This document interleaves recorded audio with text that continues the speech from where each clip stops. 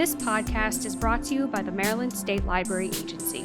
The MSLA podcast features presenters from statewide youth programs, as well as learning opportunities for library staff and resources for patrons of the Maryland State Library for the Blind and Print Disabled. Hello, I'm Communications Manager Tim Pratt, and I'm excited to be joined today by Brittany Tignor, a school librarian at Stephen Decatur High School in Berlin, Maryland, treasurer of the Maryland Association of School Librarians, and a member of the Maryland State Library Board. Welcome to the program, Brittany. Thanks, Tim. Great to be here. First off, can you tell us a little bit about yourself and your professional journey and how you ended up at Stephen Decatur? Sure. When I left college, I was an English major with a certificate in secondary education. So I became a sixth grade language arts teacher. I taught sixth grade language arts for 6 years at Snow Hill Middle School. And I always felt like there was something sort of missing from my journey as a teacher. And I happened to get a random email inviting science teachers and social studies teachers and librarians to a really interesting professional development opportunity. And I was like, oh, wait a minute, like librarianship, that could really give me the integration of reading, of literacy and technology and leadership that I really needed and wanted. So I went down to the school librarian at my school and I said, what's the worst part about your job? And she said, you always have a lot going on at one time. And I was like, and she was like, nope, that's it. So I started going to library school. I went to University of Alabama, and then I became a school librarian there at Snow Hill Middle School for another 6 years. I was a school librarian at Snow Hill High School. And so now I'm at Stephen Decatur High School. Very interesting. I'm curious how that transition went from being a teacher over to a school librarian, and if there's any things that you brought with you from, things you learned as a teacher that you now implement as a school librarian. Sure. So I was really, really lucky to teach with an amazing teacher, Jennifer Johnson. So she's a good friend of mine still. So shout out to Jen. She really felt like collaboration was a key piece of teaching. And she and I both taught language arts. So we planned everything together. And that was really where I learned that collaboration was this really important piece of education. And then when I went into the school library, that was an integral part of being a school librarian. I wasn't there to just serve the students in these silos of helping them pick out books. I was there to help teachers plan better lessons and do more interesting things. And the way that I did that is through collaborating with them. So that was a huge piece of things that I brought over. I also had done a lot of work with literature circles with sixth graders. And so being able to foster those sort of group reading experiences was something really important that I still continue working with teachers to do even now. Very good. And can you talk a little bit more about that? Is that something all school librarians do? Do all schools, like the teachers and the school librarians, work closely together? Or can you just talk a little bit about that relationship there? Sure. So it's definitely the goal of school librarians to be collaborating as much as possible with the other teachers in the school. So something that's really unique about school librarians is that we do have this sort of dual certification. We have to be certified teachers. We have to be certified school librarians, and we bring both of those pieces to the table. Part of our goal is to not just, do the school library stuff. We really are supposed to be getting in there. We're supposed to be an instructional partner. It's part of what's written into the standards for school librarians, the national standards for school librarians put out by AASL. Gotcha. And so we've got a new school year approaching. What does the start of a school year look like in a school library? A lot. A lot of different things. Really, it's not something that like as a teacher, there's a sort of a very defined beginning and end. You begin one school year, you see it through the whole way, and then it ends. With school libraries, it's more like seasons. So through the summer and even, before that in the spring, I'm thinking about what programs need to change in the fall. What pieces do I need to put in place so that I can have a successful year? And I know that we'll talk about this a little bit later, but one of the things I do is I work with the public library. And so I'm scheduling times for the public librarians to come in and meet with my students. I'm scheduling Pets on Wheels to bring therapy dogs into the library. I just met with some representatives from some different environmental organizations. And so we're discussing ways that they can come into the library and provide those opportunities with my students. So at this point in the year, it's a lot of scheduling and planning and juggling those pieces. And then once all the teachers come back, then it will be me trying to wheedle my way into their classrooms at every moment. So that's like the next stage of my planning. Gotcha. Do you get any butterflies as the new school year approaches, or are you beyond that?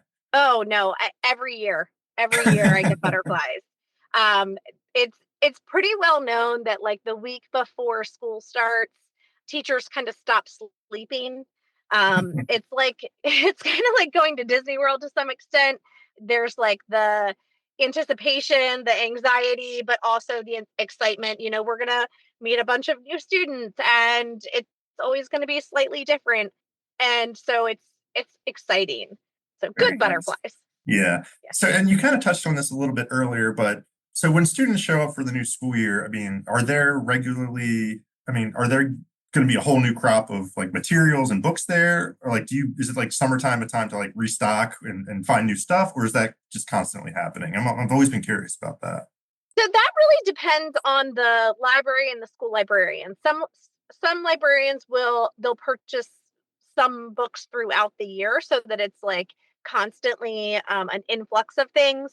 I do tend to make a big purchase in the spring so that I can process them through the summer. And then when kids return in the fall, there's like magically this giant like influx of books. But again, that's going to depend on the librarian. What I do try to do is I try to make sure that whatever displays I put up for the first day are really exciting and really engaging and highlight all of the newest, most interesting books so that the kids are immediately welcomed and they see themselves in those books and they see themselves in that space. Because I want them to know that it's not my space, it's their space. Gotcha. And can you talk a little bit about the how school librarianship might be similar or different from that of a public librarian? Since this is kind of a public library focused podcast and we are a public library agency, I'm just curious about some of the similarities and differences there between the two types of librarians. So I can kind of talk about that, but I've also never been a public librarian, so I don't Okay. really know.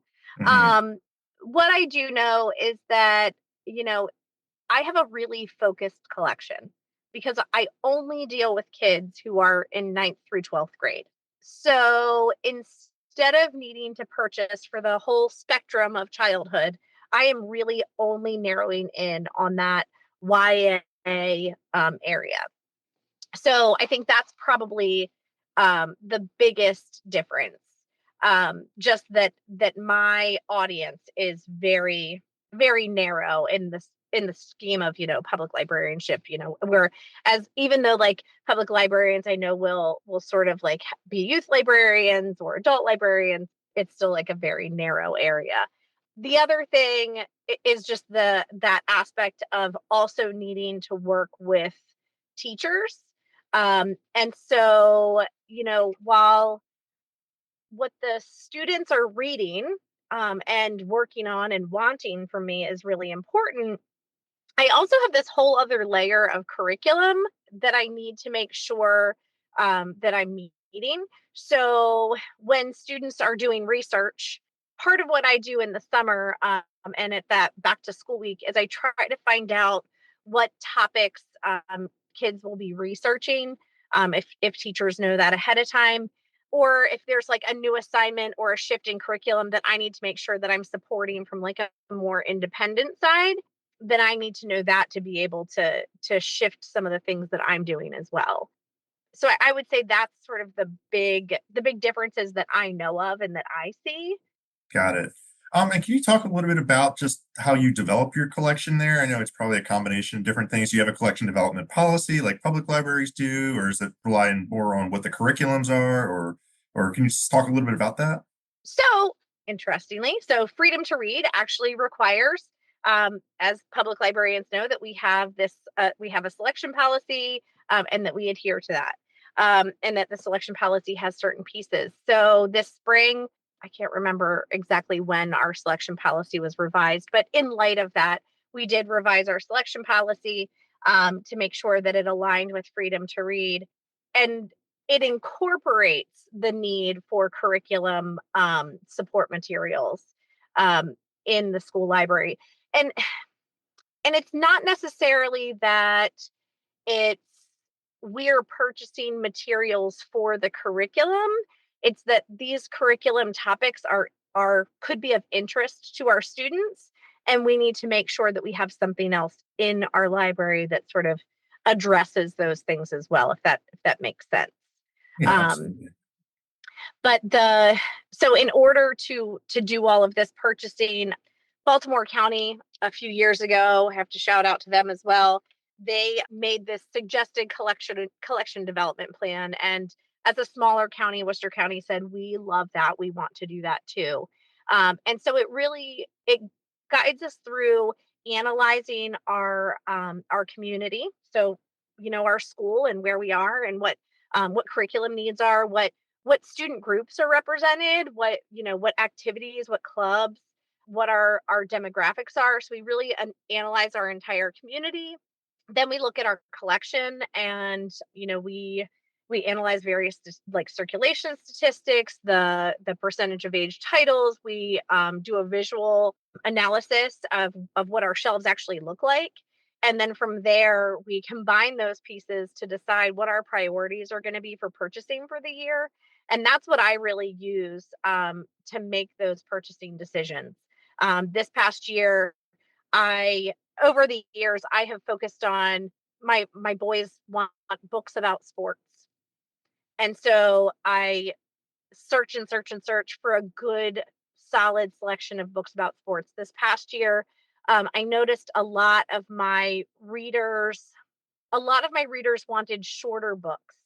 And so while I try to have the conversation that shorter doesn't always mean better and shorter doesn't always mean faster, I do recognize that there's many reasons why students might want shorter books. And so I worked to actually purchase some more middle school level books, that would be of interest to my high schoolers. So it's those sorts of, decisions that collection development plan has me, really work through. And then from there, there's a whole policy about approval for the selection that allows me to actually make that purchase. Sounds like a lot goes into that. And you kind of started, It you is. started, you talked a little bit about it earlier, but the partnerships between school libraries and public libraries, can you just kind of maybe expand on that a little bit, like what that looks like, what that entails, and why you think it's important? Sure. So I believe very, very strongly that school librarians and school libraries do not function as sort of like our own little island. We really are part of this much bigger library ecosystem. We have parents who are bringing their babies to infant story hour. We have toddlers who are going to story time and activities before they even come into school. Then they get into elementary school and they might still be doing those things with the public library, but they also have this amazing school librarian who is reading and making sure that they check out books every single week. And then they go into middle school, and then they come to me in high school. And then hopefully I am preparing them to be able to go to the public library when they are in need of a job. And they need to do that like job search, or they need to find information about something that's going on in their community. Or on the flip side, when they're going to college and they are needing to do this research, or even just have a quiet place to sit and study. And then, once they're past that part, then they are the parents who are bringing their children to that infant story time. So I really don't see, my library I really see my library as being part of that huge continuum. So I want to make sure that I am preparing my students to be library users for life.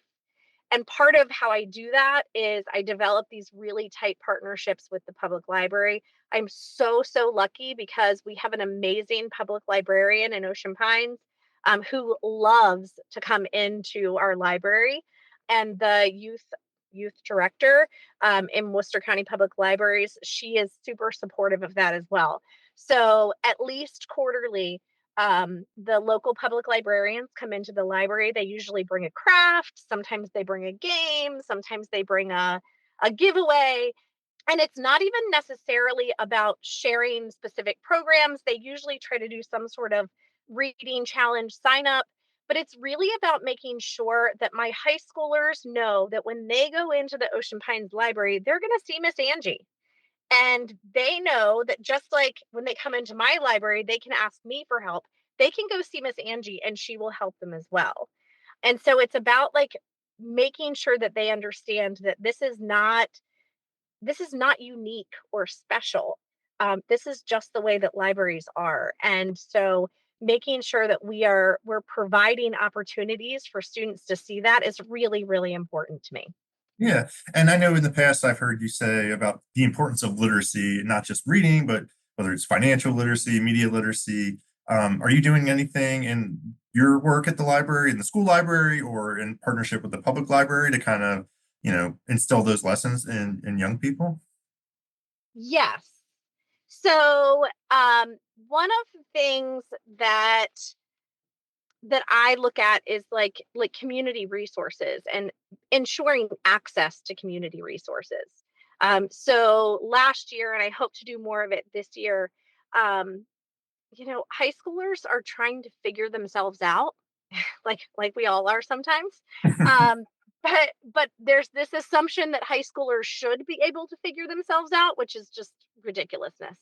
Um, but part of the way that they need to do that is they need to see lots and lots and lots of opportunities for their future.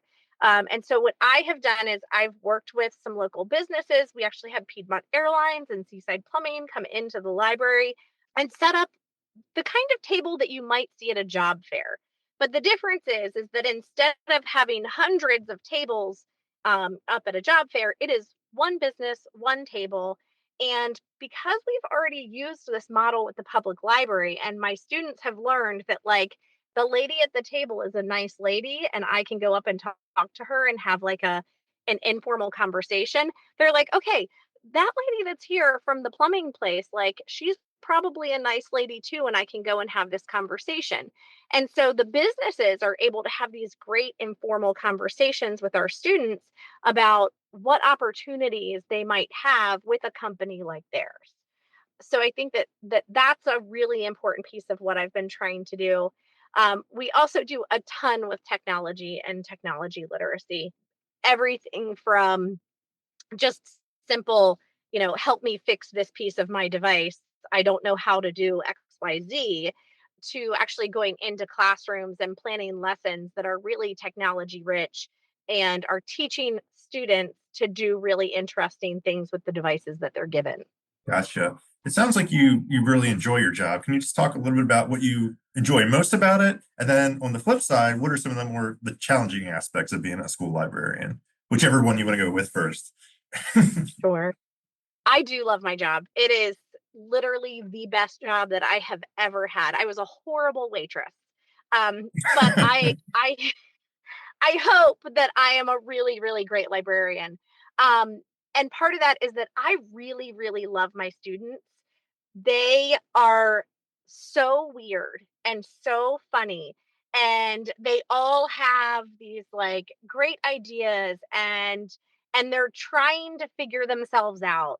And so that is awesome because I also get to have these great kind of informal relationships with kids where they're not worried about coming and asking me. And, a lot of times we joke that the library is triage. So, a kid will come in the library and they're like, I'm bleeding. And I'm like, wrong place, but I can get you to the nurse. Or I'm having a really bad day and I'm like, well, level of bad day. Like, you're going to be here and I'm going to, we'll talk through it, or do we need to like go down to guidance? Um, but I love that. Like, I love that we have become this really great space in the library where kids know that they can be there and they can be safe, and we can help them find resources that help them with whatever it happens to be. And then the other piece is, though, I think the only bad thing about my job, and this goes back to when I first went to that school librarian and asked her what the worst part was. It is literally that I have a million things going on a day. I am never, ever, ever bored. I am interrupted 5 billion times. And I know that, when we've been in state library board meetings, you all have seen me on the camera going, go, go. Because the kids often come and interrupt me. And so that's like the worst part, but also I'm so glad that that's how it is. Mhm. Um, so, I really don't know anything else that's really a bad part of my job, because even the bad parts are not that bad. Yeah, I mean, it sounds like it's a pretty good problem to have. If people are wanting to talk to you, they want your help. You're like, that's what you're here for, right? Exactly, exactly. So, and what's something about school libraries that people may not know or that you want them to know? Hmm. And that's a pretty tough, open-ended question, but I'm curious to hear what you have to Yeah, say about it. sure. I think something that the general public doesn't know, is my husband teases me all the time that I just sit and scan books in and out. So from the general public standpoint, there is so much more that goes into being able to make sure that students have access to all of these things. From the month or so that it takes me to make my book purchases, to the community contacts and planning those programs that seem so simple. I'm just having a person come and sit at a desk, right? So there's a lot of planning that goes into making things seem very simple. And then I think, like, for public librarians, I think the thing that I would love all public librarians to know is that we're really not that different. And school librarians would love to work with public librarians more.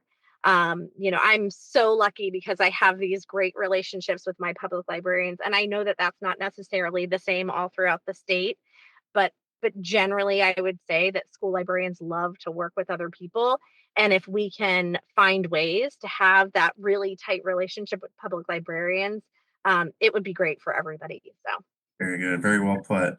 So I know we're getting close to time here, but it wouldn't be a library podcast if I didn't ask, what are you reading these days, if anything? Do you have time to read? And if so, what is it? I am a super Libby user. So thank you, Public Library and Maryland's Digital Library, for providing all of that.